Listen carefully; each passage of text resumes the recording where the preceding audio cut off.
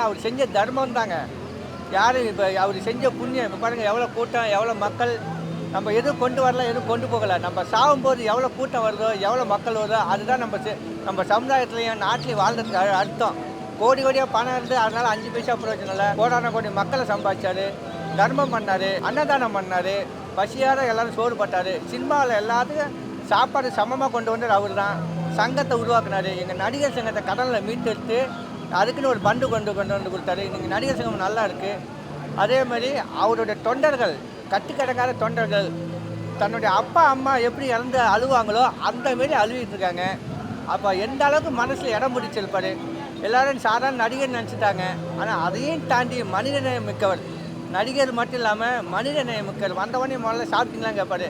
அதனால் கேப்டன் ஆத்மா சாந்தியரை எங்கள் சார்பாகவும், நடிகர் சார்பாகவும், உங்களுடைய சார்பாகவும் அந்த தமிழ் ஊடகம் அத்தனை பேருக்கும் என்னுடைய நன்றி.